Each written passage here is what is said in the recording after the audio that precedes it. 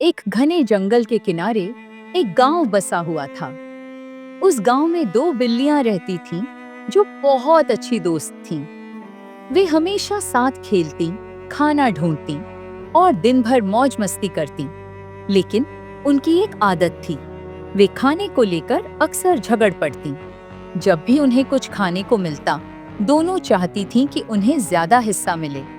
इसी वजह से उनके बीच अक्सर बहस होती थी। एक दिन वे दोनों जंगल में घूम रही थीं कि अचानक उन्हें एक रोटी का टुकड़ा पड़ा मिला। वह रोटी बहुत ताज़ा और स्वादिष्ट लग रही थी। दोनों बिल्लियां उसे देखकर बहुत खुश हुईं और झपट पड़ी। लेकिन जैसे ही उन्होंने रोटी को पकड़ने की कोशिश की, वे एक दूसरे से लड़ने लगीं।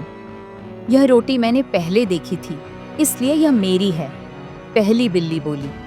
नहीं, मैंने इससे पहले से उठाया था, इसलिए यह मेरी है, दूसरी बिल्ली ने जवाब दिया। धीरे धीरे बहस बढ़ने लगी। दोनों समझ नहीं पा रही थीं कि रोटी को कैसे बांटें। तभी उन्हें एक उपाय सूझा। बिल्लियों ने सोचा कि किसी तीसरे को बुलाकर फैसला करवाना सही रहेगा। वे गांव के पास एक बड़े पेड़ पर रहने वाले एक चालाक बंदर के पास गईं। वह बंदर अपनी चतुराई और चालाकी के लिए जाना जाता था। बंदर पेड़ पर आराम से बैठा हुआ था। बिल्लियां उसके पास पहुंची और बोली, बंदर भैया, हम दोनों के बीच एक समस्या है। हमें यह रोटी मिली है, लेकिन हम तय नहीं कर पा रहे कि इसे कैसे बांटें।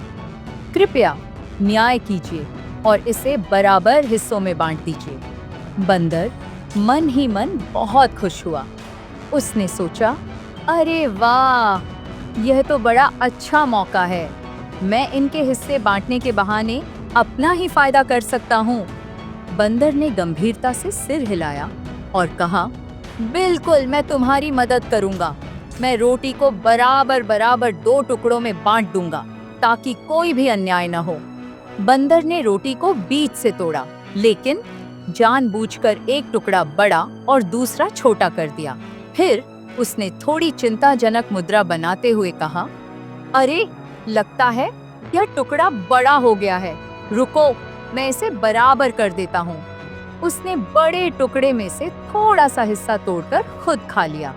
फिर बोला, अब तो यह छोटा हो गया। अब दूसरा टुकड़ा बड़ा लग रहा था, तो उसने उसमें से भी थोड़ा हिस्सा तोड़कर खा लिया। इस तरह वह बार बार रोटी के टुकड़े ठीक करने के बहाने थोड़ा थोड़ा खाता गया। बिल्लियां असमंजस में देख रही थीं, लेकिन उन्हें समझ नहीं आ रहा था कि क्या करें।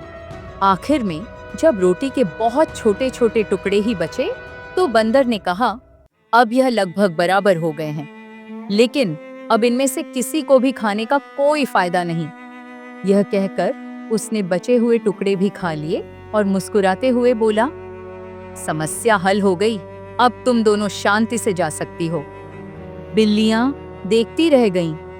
वे समझ गईं कि अपनी बेवकूफी और झगड़े के कारण वे अपनी रोटी ही गंवा बैठीं।